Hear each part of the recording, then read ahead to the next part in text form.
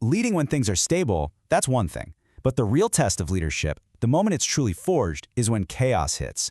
So today, we're diving headfirst into the ultimate stress test for any leader, navigating a crisis.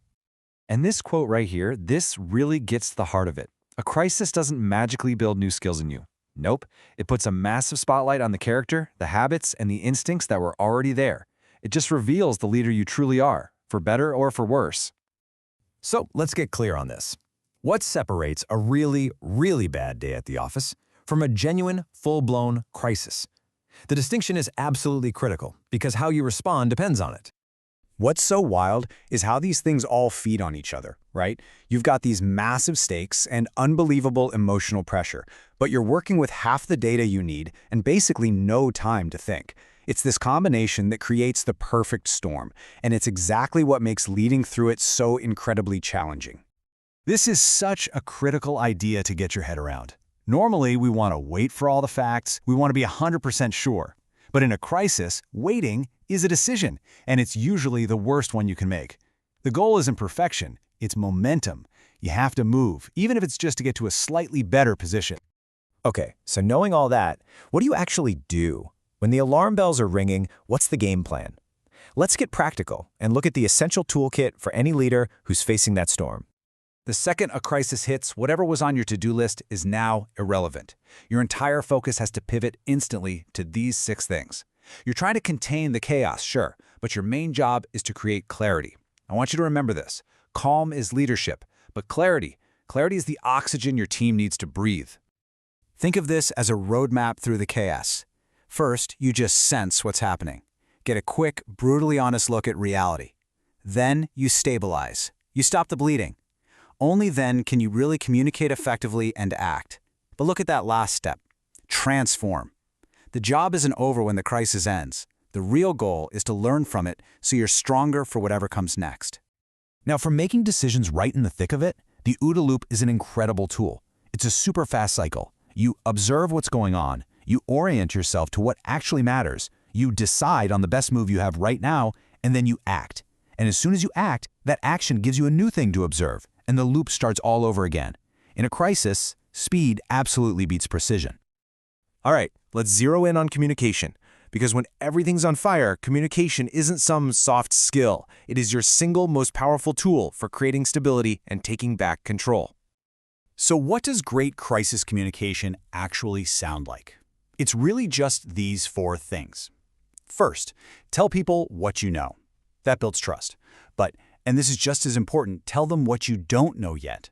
That sets expectations and stops the rumor mill. Then, give them clear direction on what's next and tell them exactly what they need to do. It's a simple recipe for giving people solid ground to stand on. And this is exactly why that framework is so powerful.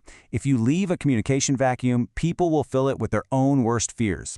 Panic absolutely thrives in silence. Your job as a leader is to flood that empty space with clear, consistent, and honest information. And don't forget, you're not just talking to one audience. You've got to map out who needs to hear what. Your employees, they need to know they're safe in what to do. Your customers need reassurance that you've got this. The media, they're going to demand transparency. Tailoring your message is absolutely essential to managing the whole situation. Okay, theory is great and all, but let's look at how this plays out in the real world, because this is where we see the massive difference between getting it right and getting it horribly wrong. The Tylenol crisis back in '82 is basically the gold standard, and for good reason. J&J made this incredibly brave and expensive call to pull 31 million bottles off the shelves, just like that.